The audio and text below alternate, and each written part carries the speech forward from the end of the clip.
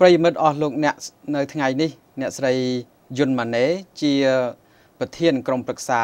ភិបាលនៃសមាគមយុវជនជនជាតិដើមភាគតិចបានអញ្ជើញមកដល់រដ្ឋធានី Washington ក្នុងបន្ទប់ផ្សាយរបស់ VOA ហើយអ្នកស្រី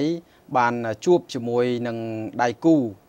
អង្គការនានាក្នុងរដ្ឋធានី Washington ហើយគ្រោងនឹងជួបជាមួយនឹងអង្គការផ្សេងៗទៀតដែរដើម្បីជម្រាប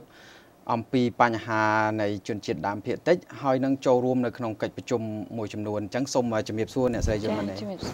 បាទអ្នកស្រីអាចជម្រាបបានថាតើនៅក្នុងដំណើរទស្សនកិច្ចលើកនេះនឹងជម្រាបអ្វីខ្លះបញ្ហាអ្វីខ្លះដែលជាក់លាក់តាក់ទងទៅនឹងជនជាតិដើមភាគតិចហើយនឹងបញ្ហាកម្មសិទ្ធិដីធ្លីដែលកំពុងតែមានបញ្ហាចំពោះជនជាតិដើមភាគតិចដែរនោះបាទចាសូមអរគុណចំពោះខាង VOA ដែលបានអញ្ជើញខ្ញុំចូលរួមនៅក្នុងថ្ងៃនេះចា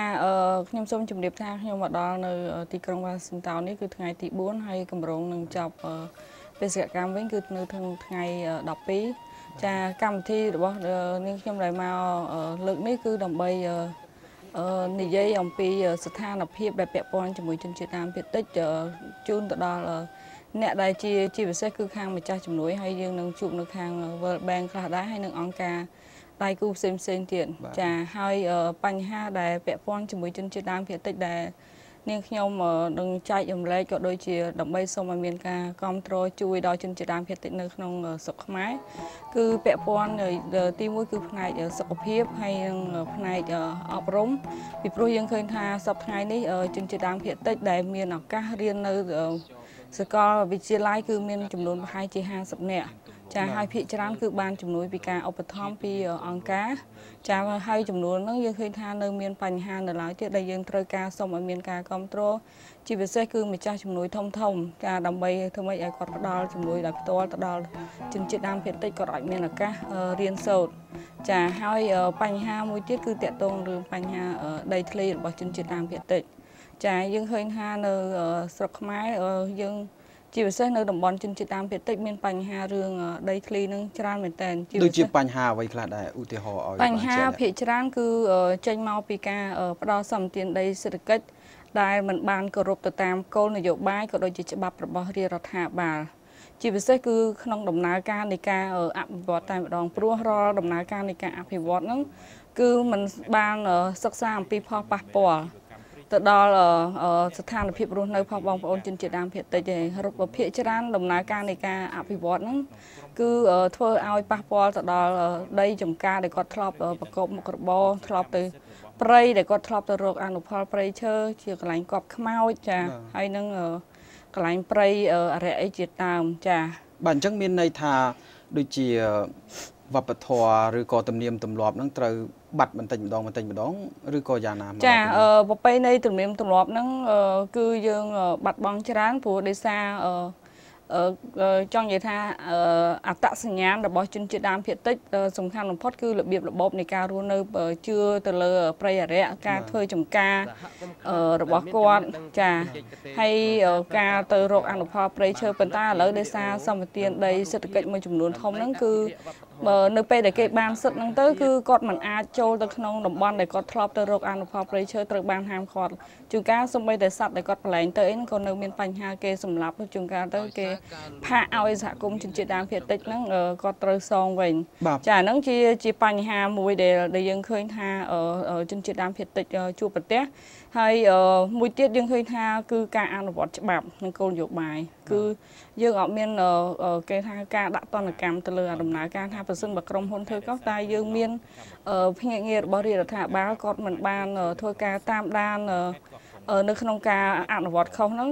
ដើម្បីដាក់ទោសទៅដល់ក្រុមហ៊ុនហ្នឹងខ្ញុំឃើញថាមានភាគតិចឥឡូវថ្មីឃើញនៅខេត្តកាចេះ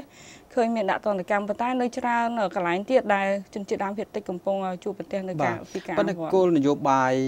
របស់ធនាគារពិភពលោកដែលធ្លាប់ជួយក្តីហើយនឹងខាងដូចជាប្រទេសផ្ដល់ជំនួយមួយចំនួនក្តីតើអាចដូចថាដោះស្រាយបញ្ហានោះបានទៅថ្ងៃក្រោយឬក៏ពេលបច្ចុប្បន្ននេះបាទតាក់ទងទៅនឹងវប្បធម៌ទំនៀមទម្លាប់រស់នៅឬក៏បញ្ហាផ្សេងទៀតរបស់ជនជាតិដើមភាគតិចអ្វីដែលសំខាន់បំផុតគឺការអនុវត្តបើសិនបើមានការអនុវត្ត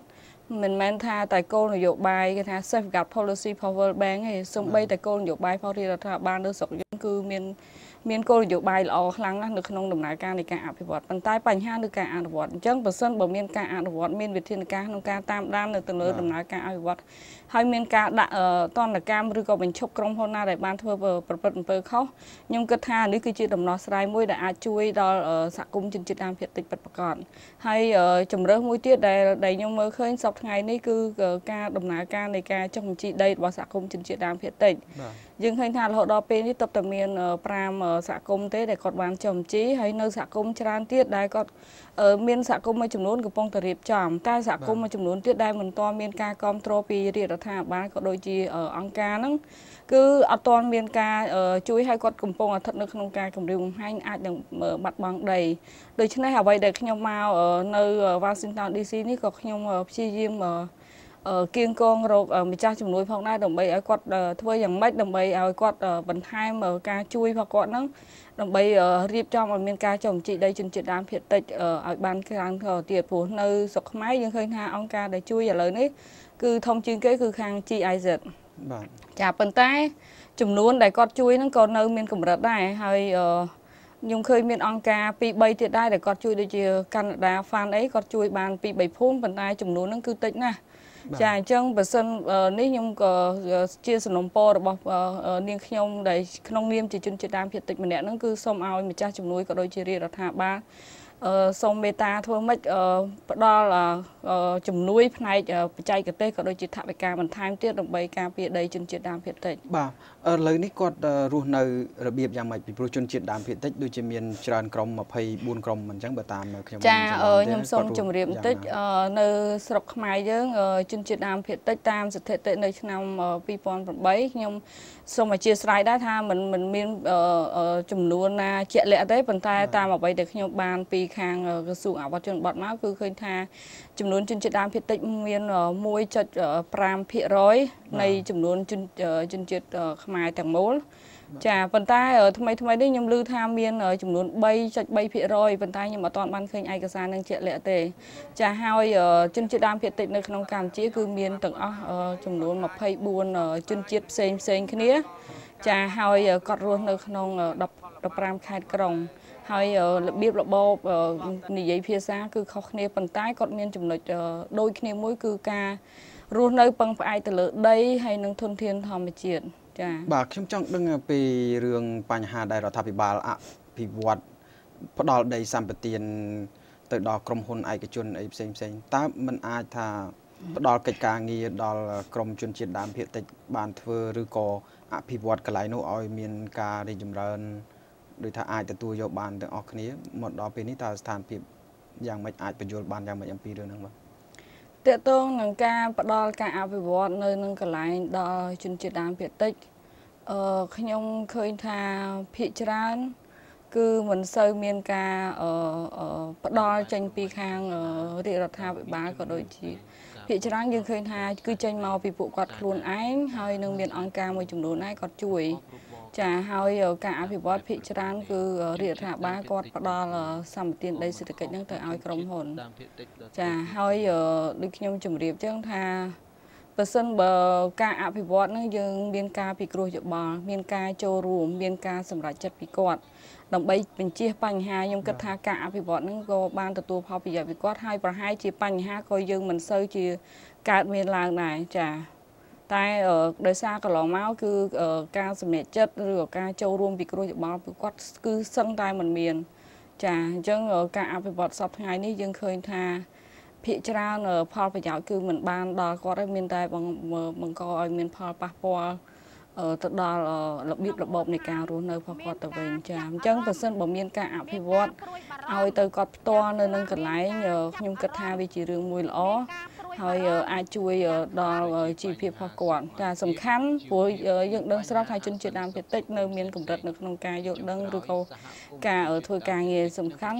ខាងអង្គការក៏ដូចជារាជរដ្ឋាភិបាលគួរធ្វើម៉េចផ្ដល់បច្ចេកទេសផ្ដល់ធនធានឲ្យគាត់មានលទ្ធភាពអភិវឌ្ឍនៅនឹងកន្លែងបាននឹងគឺជាជំរើសមួយដែលអាចកាត់បន្ថយបញ្ហាចំនួនដីធ្លី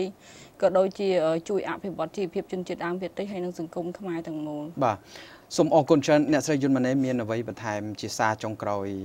ខ្លីៗបាទសូមអញ្ជើញយើងដល់ពេលវេលាចាជាចុងក្រោយនេះអ្វីដែលខ្ញុំមកទីនេះគឺសំខាន់បំផុតខ្ញុំសូម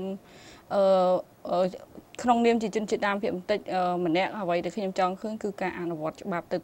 ឬក៏គោលនយោបាយដែលរាជរដ្ឋាភិបាលមានគោលនយោបាយល្អស្រាប់ធ្វើម៉េចមានន័យថាជំរុញឲ្យមានការអនុវត្តនឹងឲ្យបានពិតប្រាកដហើយទី2គឺតកតងនឹងរឿងជនជាតិដើមភាគតិចខ្ញុំសូមថាធ្វើម៉េចឲ្យមានការជំរុញឲ្យមានការចុះបញ្ជីដីជនជាតិដើមភាគតិចឲ្យបានច្រើនចឹងដើម្បីជំរុញបានតតែមានការផ្ដល់ធនធានថវិកាក៏ដូចជាបច្ចេកទេសឲ្យបានច្រើនចាដើម្បីឲ្យមានចំនួនសហគមន៍ជនជាតិដើមភាគតិចនឹងឲ្យច្រើនចាហើយចុងក្រោយនេះក៏ខ្ញុំសូមអំពាវនាវឲ្យមានការជួយទៅដល់ខាងយុវជនជនជាតិដើមភាគតិចធ្វើម៉េចឲ្យគាត់មានឱកាសទទួលបានការអប់រំឲ្យបានច្រើនចាដើម្បីគាត់ចូលរួមចំណែកជួយអភិវឌ្ឍក៏ដូចជាការពារធនធានឬក៏ដីធ្លីរបស់ជនជាតិដើមភាគតិចចាបាទសូមអរគុណបាទសូមអរគុណបាទសូមអរគុណអ្នកស្រីយុនម៉ាណេដែលបានផ្ដល់កិច្ចសម្ភាសជាមួយនឹង VOA សម្លេងសាររដ្ឋអាមេរិកនៅក្នុងបន្ទប់ផ្សាយនៃរដ្ឋធានី Washington ឥឡូវដោយសារពេលវេលាខ្លីសូមជម្រាបលាតែចាសូមជម្រាបលា